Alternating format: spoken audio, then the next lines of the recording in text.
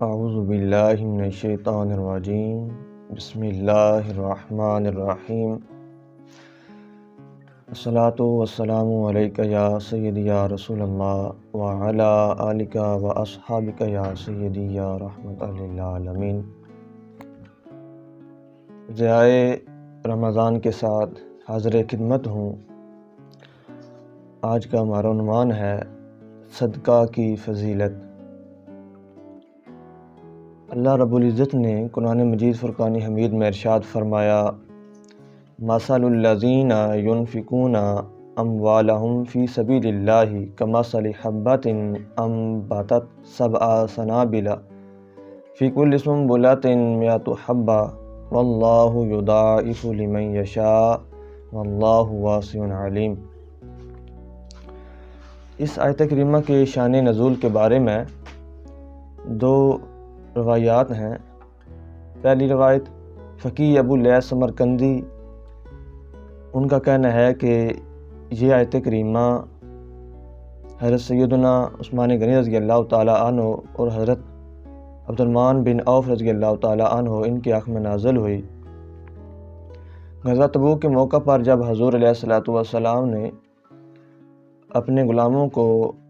صدقہ و خیرات کرنے کی ترغیب دی تاکہ جنگ کے لیے ساز و سامان خریدا جا سکے، تو سب سے پہلے حضرت عبد الرحمن بن عوف رضی اللہ تعالیٰ عنہ، یہ چونکہ دونوں صحابی عشرہ مبشرہ میں بھی شامل ہیں اور صحابہ میں مالدار تھے، تو حضرت عبد الرحمن بن عوف رضی اللہ تعالیٰ عنہ حضور کی بارگاہ میں 4000 درہم لے کر حاضر ہوئے اور عرض کی، یا رسول اللہ کہ میں 8000 درہم کا مالک ہوں، 4000 درہم میں اپنے گھر والوں پر، اہل و عیال پر خرچ کرنے کے لیے چھوڑ آیا ہوں، اور 4000 درہم اللہ کی راہ میں قرض حسنہ کے طور پر حاضر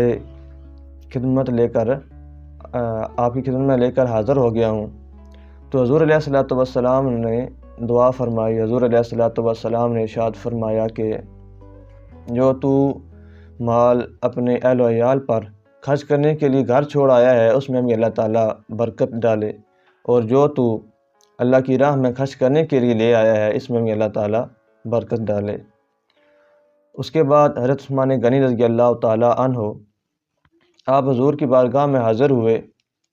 اور 300 اونٹ بما ساز و سامان حضور کی بارگاہ میں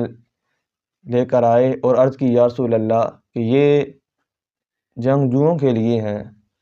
ہر وہ جنگجو سپاہی جس کے پاس زیادہ راہ نہیں ہوگا میں اس کو زیادہ راہ عطا کروں گا، اور عرض کی کہ یا رسول اللہ اس کے علاوہ 1000 دینار آپ کی خدمت میں لے کر حاضر ہوا ہوں جو کہ آپ نے اپنی آستین کے اندر لے رکھے تھے، اور وہ 1000 دینار حضور کی جولی میں ڈال دیے، اور فرمایا کہ اور عرض کی کہ یا رسول اللہ یہ 1000 دینار جنگجوؤں کے لیے اسلحہ ساز و سامان وغیرہ خریدنے کے لیے ہیں۔ تو حضور علیہ الصلوۃ والسلام کی خوشی کی انتہا نہ رہی۔ حضور علیہ الصلوۃ والسلام نے وہ 1000 دینار جو حضرت عثمان غنی لائے تھے اپنی جولی میں ڈال کر ان کو چھنکاتے ہیں، اور حضور نے ایک دعا دی حضرت عثمان غنی رضی اللہ تعالیٰ عنہ کو کہ ما در عثمان ما عمل بعد اليوم۔ حضور نے یہ دعا فرمائی کہ آج کے بعد عثمان جو بھی عمل کرے گا اسے کوئی عمل نقصان نہیں دے گا، یعنی آج کے بعد عثمان کا کوئی عمل اسے نقصان نہیں پہنچا سکتا، یعنی اس سے اللہ تعالیٰ نے مصیبتوں کو اور دکھوں کو دور کر دیا ہے۔ یہ دعا حضور علیہ الصلوۃ والسلام نے یہ جملے 2 مرتبہ ارشاد فرمائے۔ اور دوسری روایت ہے اس بارے میں کہ اس آیت کے شان نزول کے بارے میں دوسری روایت کلبی اور مقاتل سے مروی ہے، وہ یہ ہے کہ حضرت علی المرتضیٰ شیر خدا رضی اللہ تعالیٰ عنہ آپ کے حق میں یہ نازل ہوئی ہے کہ اس وقت آپ کے پاس صرف 4 دینار تھے، اس کے علاوہ آپ کسی مال و متاع کے مالک نہیں تھے۔ تو جب حضور علیہ الصلوۃ والسلام نے اپنے غلاموں کو صدقہ دینے کی ترغیب دی تو حضرت علی المرتضیٰ شیر خدا رضی اللہ تعالیٰ عنہ نے 1 دینار صبح، 1 دینار شام کو، 1 دینار اعلانیہ طور پر اور 1 دینار پوشیدہ حالت میں اللہ کی راہ میں صدقہ دے دیا۔ تو ان حضرات کا کہنا ہے کہ یہ آیت کریمہ حضرت علی مرتضیٰ شیر خدا رضی اللہ تعالیٰ عنہ آپ کی آنکھ میں نازل ہوئی۔ اسی طرح اللہ تعالیٰ نے سورہ بقرہ کے آغاز میں ایمان والوں کی صفات کو بیان کرتے ہوئے ارشاد فرمایا الذین یؤمنون بالغیب ویقیمون الصلاۃ ومما رزقناہم ینفقون، کہ آخر میں اللہ کریم نے ارشاد فرمایا کہ اہل ایمان کی یہ خاص صفت ہے، نشانی ہے کہ اللہ تعالیٰ نے انہیں جو مال دے رکھا ہے اس میں سے وہ اللہ کی راہ میں خرچ کرتے ہیں۔ تو اہل ایمان کی یہ خاص نشانی اور صفت ہے کہ وہ اللہ کی راہ میں اللہ کے دیے ہوئے مال سے خرچ کرتے ہیں۔ قرآن کریم کی کوئی بھی آیت ہو، اگرچہ اس کا شان نزول کوئی نہ کوئی ایک واقعی بنتا ہے، لیکن وہ عموم پر دلالت کرتی ہے، قیامت تک کہ آنے والی انسانیت کے لیے ہدایت کا سرچشمہ ہوتی ہے، کیونکہ اس آیت کریمہ کے اندر اللہ کریم نے ارشاد فرمایا کہ وہ لوگ والذین ینفقون اموالہم فی سبیل اللہ، وہ لوگ جو اللہ کی راہ میں اپنا مال خرچ کرتے ہیں، کمثل حبۃ انبتت سبع سنابل فی کل سنبلۃ مئۃ حبہ، تو ان کی مثال اس دانے کی ہے کہ جو دانہ زمین میں بویا جائے، اگایا جائے، تو اس دانے سے آگے 7 شاخیں نکلتی ہیں، ان 7 شاخوں پر ایک ایک سٹا لگتا ہے، اور ہر سٹے کے اندر، ہر خوشے کے اندر 100 دانے ہوتے ہیں، تو گویا اس ایک دانے سے 7 شاخیں، ان 7 شاخوں پر ایک ایک خوشہ، اور ہر خوشے کے اندر 100 دانے، تو وہ 700 دانے ہو گئے۔ تو اللہ تعالیٰ اس آیت کریمہ کے اندر یہ اہل ایمان کو، اپنے بندوں کو ترغیب دلا رہا ہے کہ اگر تم میری راہ میں گویا ایک دانہ خرچ کرو گے تو اس کے بدلے میں تمہیں 700 دانے، اور اگر میری منشا ہوگی تو اس سے بھی بڑھ کر واللہ یضاعف لمن یشاء، جس کے لیے اللہ رب العزت چاہیں گے اس سے بھی 700 گنا سے بھی بڑھ کر اسے زیادہ عطا فرمائیں گے۔ اور آگے ارشاد فرمایا واللہ واسع علیم، اور اللہ تعالیٰ وسیع مغفرت والا اور خوب جاننے والا ہے۔ آخر میں جتنے خدشات سے اہل ایمان کے دلوں میں ان کو ظاہر کر دیا، یہ جملہ ارشاد فرما کر کہ اللہ تعالیٰ جس کی راہ میں تم خرچ کر رہے ہو، تو خرچ کرنے کے بعد مایوس نہ ہو جاؤ، یہ نہ سمجھو کہ خرچ کرنے سے میرا مال کم ہو جائے گا، بلکہ یہ یقین رکھو کہ خرچ کرنے سے مال لازماً بڑھے گا، اور اللہ تعالیٰ، کیونکہ اللہ تعالیٰ جو ہے وہ وسیع مغفرت والا ہے، وسیع خزانے والا ہے، اور آگے ارشاد فرمایا علیم، اور اللہ تعالیٰ اپنی راہ میں خرچ کرنے والوں کی نیتوں کو، اپنے راہ میں خرچ کرنے والوں کے اندازوں کو خوب جاننے والا ہے۔ صدقہ کی بہت زیادہ فضیلت و اہمیت قرآن و حدیث سے معلوم ہوتی ہے، اور صدقہ کی قوت اور شدت کا اندازہ اس حدیث پاک سے لگائیں کہ حضور علیہ الصلوۃ والسلام نے ارشاد فرمایا کہ اللہ تعالیٰ نے جب زمین کو تخلیق فرمایا تو وہ حرکت کرنے لگی، تو اللہ تعالیٰ نے پہاڑوں کو پھر تخلیق فرما کر ان زمین کے اوپر گاڑ دیا، تو وہ زمین اپنی جگہ پر رک گئی۔ تو فرشتوں کو بڑا تعجب ہوا، حیرت ہوئی، عرض کی اے ہمارے پروردگار، یہ کیا معاملہ ہے کہ پہلے زمین حرکت کر رہی تھی، جب پہاڑوں کو رکھا گیا اس کے اوپر تو وہ ایک جگہ ساکن ہو گئی ہے۔ اور اللہ کی بارگاہ میں فرشتوں نے یہ سوال کیا اے ہمارے پروردگار، کیا پہاڑوں سے بھی سخت کوئی چیز ہے تیری مخلوق کے اندر؟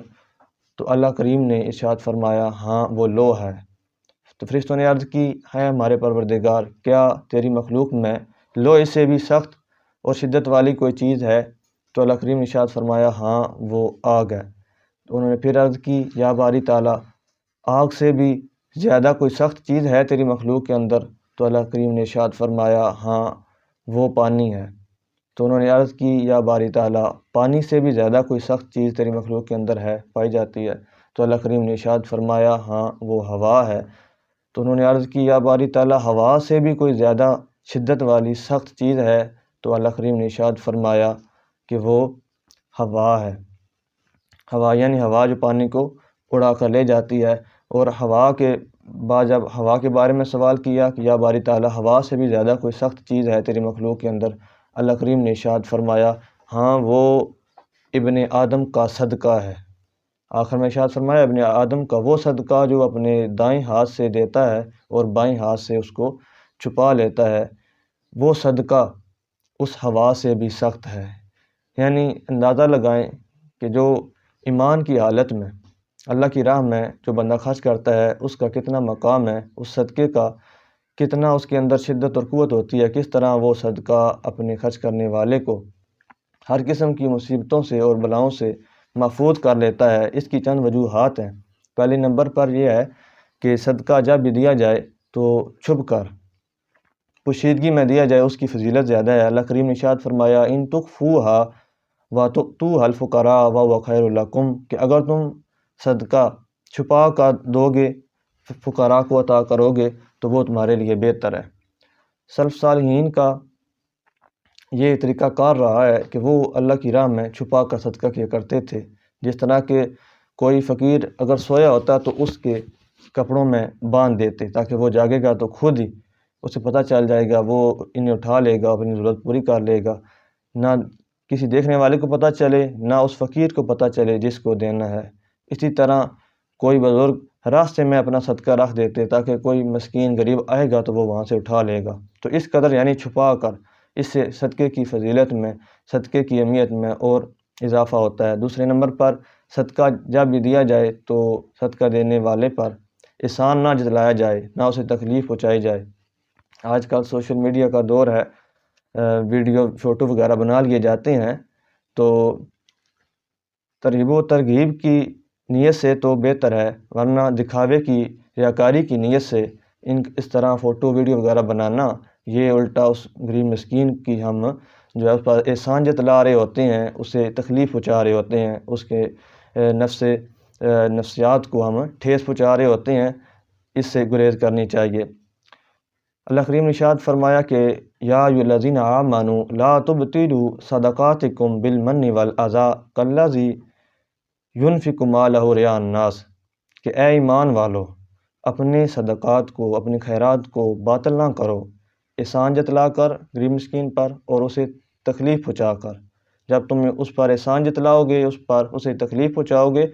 اس کی فوٹو ویڈیو وغیرہ بنا کر، تو گویا تم نے اپنا صدقہ اور خیرات اس کا اجر باطل کر دیا۔ یہ اس کی مثال ایسے ہی ہے کالذی ينفق مالہ رئاء الناس، کہ جو لوگوں کو دکھانے کے لیے اپنا مال خرچ کرتا ہے تو ریاکاری کی وجہ سے جس طرح اس کا صدقہ و خیرات، اس کا اجر باطل ہو جاتا ہے، اسی طرح اس بندے کا بھی باطل ہو جاتا ہے جو احسان جتلاتا ہے اور غریب مسکین کو تکلیف پہنچاتا ہے۔ اللہ کریم نے دوسرے مقام پر ارشاد فرمایا، اور دوسری جو صدقے کی اہمیت میں اضافہ کرنے والی چیز ہے وہ یہ ہے کہ صدقہ حلال اور پاک، اپنے پاکیزہ مال سے دیا جائے۔ اللہ کریم نے ارشاد فرمایا لن تنالوا البر حتی تنفقوا مما تحبون، کہ تم ہرگز اس وقت تک نیکی کو، بھلائی کو نہیں پا سکتے جب تک تم وہ چیز خرچ نہ کرو اللہ کی راہ میں جسے تم خود پسند کرتے ہو۔ یعنی ایک نمبر پہ تو پسندیدہ چیز اللہ کی راہ میں خرچ کی جائے، دوسرے نمبر پر وہ چیز ہمارے حلال اور پاکیزہ مال سے ہو۔ اور ایک دوسرے مقام پر اللہ کریم نے ارشاد فرمایا وَيَجْعَلُونَ لِلَّهِ مَا يَكْرَهُونَ، کہ وہ لوگ جو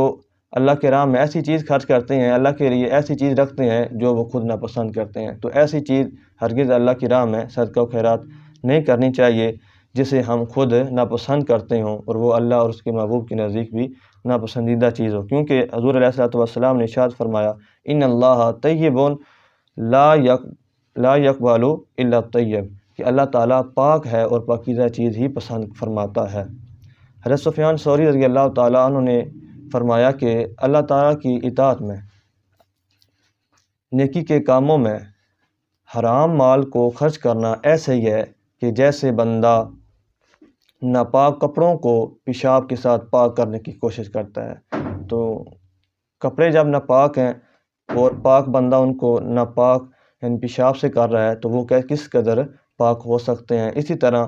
جو ہمارے گناہ ہوتے ہیں، مصیبتیں، بلائیں ہم پر آنے والی ہوتی ہیں تو وہ ہم سے دور تبھی ہو سکتی ہیں جب ہم اپنے پاکیزہ مال سے اللہ کی راہ میں خرچ کرتے ہیں۔ نمبر 4، صدقہ جب بھی دیا جائے خوشی کے ساتھ، خندہ پیشانی کے ساتھ اللہ کی راہ میں دیا جائے، نہ کہ مجبوراً دیا جائے۔ یعنی ہماری دلی طور پر ہم اگر خوش نہ ہوں تو اس صدقے کی کوئی اہمیت وہ رفادیت باقی نہیں رہتی، کیونکہ حضور علیہ الصلوۃ والسلام نے ارشاد فرمایا کہ جو بندہ مومن ایک درہم یعنی 1 روپیہ اللہ کی راہ میں کھندہ پیشانی سے خرچ کرتا ہے، اور ایک بندہ 1,00,000 درہم 1,00,000 روپیہ یعنی وہ اللہ کی راہ میں ناپسندیدگی کی حالت میں خرچ کرتا ہے، گرمی کی صورت میں یعنی نہ چاہتے ہوئے خرچ کرتا ہے، تو اس کا 1,00,000 درہم وہ اس درجے کو نہیں پہنچ سکتا جتنا اس ایک بندے کا 1 درہم اللہ کی راہ میں خوشی کے ساتھ صدقہ کیا ہوا پہنچ جاتا ہے، جو اللہ کی راہ میں خوشی کے ساتھ صدقہ دیتا ہے، یعنی اس کی افادیت زیادہ ہے۔ تو اس لیے یہ چاہیے کہ ہمیں جب بھی اللہ کی راہ میں کچھ خرچ کریں تو خندہ پیشانی کے ساتھ خوشی دلی طور پر بھی ہم راضی ہوں اس بات پر کہ ہم اللہ کی راہ میں خرچ کر رہے ہیں۔ اسی طرح نمبر 5، جب بھی صدقہ دیا جائے تو اس کا جو بہتر مستحق ہے اس تک پہنچایا جائے، موضوع جگہ تلاش کی جائے، موضوع جو اس کا مستحق ہے اسے تلاش کیا جائے، جو اللہ کے پرہیزگار ہیں، جو نیک اور مفلس بندہ ہے اسے دیا جائے، جو سفید پوش ہے، جو لوگوں کے سامنے ہاتھ نہیں پھیلاتا ہے، پیشہ ور بیکاریوں سے گریز کی جائے، اور اپنے صدقات جو واجبہ ہیں وہ تو ان کے مستحق تک ہی پہنچائے جائیں تو تب ہی ادا ہوتے ہیں، ورنہ اس کا کوئی اجر نہیں ملتا ہے۔ تو یہ بھی ایک اس صدقے کی اہمیت میں، صدقے کے اجر و ثواب میں زیادتی کا باعث بنتی ہے یہ چیز کہ صدقہ ان تک پہنچایا جائے جو اس کے حقیقی مستحق ہیں۔ رمضان مبارک کا بابرکت مہینہ ہے، اس مہینے میں لوگ اپنے زکوٰۃ و خیرات عشر وغیرہ ادا کرتے ہیں، نیکی کی طرف لوگ زیادہ مائل ہوتے ہیں۔ تو اس ماہ مبارک کے اندر خصوصاً ان مصارف زکوٰۃ و خیرات کو بھی دیکھنا چاہیے جہاں دین کا کام ہو رہا ہے، دینی مدارس ہیں، دین کا کام ہو رہا ہے، کیونکہ جہاں پر سحری افطاری کرائی جاتی ہے وہاں پہ صرف رمضان کے مہینے میں سحر افطار کے جو دسترخوان بچھائے جاتے ہیں مختلف جگہوں پر، تو وہ صرف رمضان کے مہینے میں بچھائے جاتے ہیں، وہ بھی 2 ٹائم۔ لیکن وہ دینی مدارس جہاں دین کا کام ہو رہا ہے، اللہ کے دین کی تبلیغ ہو رہی ہے، ان مدارس کے اندر پورا سال ہی دن میں 3 مرتبہ دسترخوان بچھائے جاتے ہیں۔ تو ہمیں یقیناً ان مدارس کو بھی یاد رکھنا چاہیے اپنے صدقات و خیرات نکالتے وقت، جہاں پہ اللہ کے دین کا کام ہو رہا ہے، دین کی تبلیغ ہو رہی ہوتی ہے، کیونکہ اللہ کریم نے ارشاد فرمایا انما الصدقات للفقراء والمساکین، اور جہاں اللہ کریم نے السبیل کا مصارف زکوٰۃ میں السبیل کا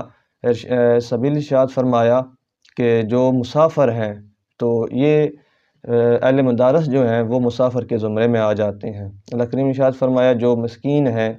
جو فقراء ہیں، وہی صدقات کے حقیقی جو ہیں وہ مستحق ہیں۔ اسی طرح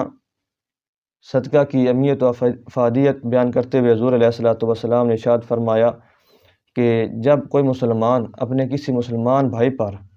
خرچ کرتا ہے، یعنی اسے ایک ٹائم کا صرف کھانا کھلاتا ہے، اور اتنا کھانا کھلاتا ہے کہ وہ سیر ہو جاتا ہے، اور اسے پانی پلاتا ہے، اتنا پانی پلاتا ہے کہ وہ اس کی پیاس بجھ جاتی ہے، سیر ہو جاتا ہے، تو حضور علیہ الصلوۃ والسلام نے فرمایا اللہ تعالیٰ اس صدقہ کرنے والے کو، اس اپنے مسلمان بھائی کو کھلانے والے کو اللہ تعالیٰ جہنم کی آگ سے محفوظ کر دیتا ہے، یعنی اس کو جہنم کی آگ سے اتنا دور کر دیتا ہے کہ حضور علیہ الصلوۃ والسلام نے ارشاد فرمایا اس بندے اور اس جہنم کے ساتھ اللہ تعالیٰ 7 خندقیں بنا دیتا ہے، ان خندقوں کے درمیان 500 سال کی مسافت کا فاصلہ ہوتا ہے، یعنی اتنا اللہ تعالیٰ اس بندے کو جہنم سے دور کر دیتا ہے، صرف جو اپنے ایک مسلمان بھائی کو ایک ٹائم کا کھانا پیٹ بھر کے کھلا دیتا ہے۔ اسی طرح حضور علیہ الصلوۃ والسلام نے ارشاد فرمایا کہ جو بخیل ہے، جن کو اللہ تعالیٰ نے مال دے رکھا ہے اس کے باوجود وہ اللہ کی راہ میں خرچ نہیں کرتے، فرمایا کہ بخیل اللہ اور اس کی مخلوق سے دور ہوتا ہے، سخی اللہ اور اس کی مخلوق کے قریب ہوتا ہے، ان کے دلوں میں ہوتا ہے۔ حضور نے ارشاد فرمایا بخیل جو ہے البخیل لا يدخل الجنہ ولو کان زاہدا،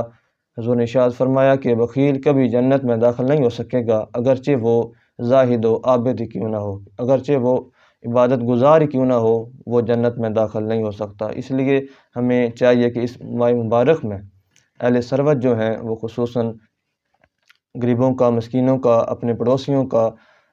خیال رکھیں، کسی کو ایک وقت کا افطار ہی کرا دیں۔ حضور علیہ الصلوۃ والسلام نے ارشاد فرمایا کہ جو اپنے کسی مسلمان بھائی کو روزہ افطار کراتا ہے، اگرچہ ایک کھجور کے ساتھ ہی کیوں نہ ہو، ایک گھونٹ دودھ کے ساتھ ہی کیوں نہ ہو، اللہ تعالیٰ اسے اس کی کامل بخشش فرما دیتا ہے۔ تو یہ مبارک مہینہ ہے جس مہینے میں اگر ہم ایک نفل ادا کرتے ہیں تو ہمیں ایک فرد کا ثواب ملتا ہے، ثواب میں کئی گنا زیادتی کر دی جاتی ہے۔ تو ہمیں اس ماہ مبارک میں اہل ثروت کو خصوصاً چاہیے کہ وہ اللہ کے دیے ہوئے مال میں سے غریبوں، مسکینوں کا، یتیموں کا، اہل مدارس کا حصہ نکالیں، تاکہ جہاں پر دین کا کام ہو رہا ہے، اللہ کے دین کی مدد کرنا، یہ بھی اللہ تعالیٰ کی مدد کے مترادف ہے۔ دعا ہے کہ اللہ کریم ہمیں اپنے دیے ہوئے مال میں سے اپنی راہ میں خرچ کرنے کی توفیق عطا فرمائے۔ وما توفیقی الا باللہ العلی العظیم۔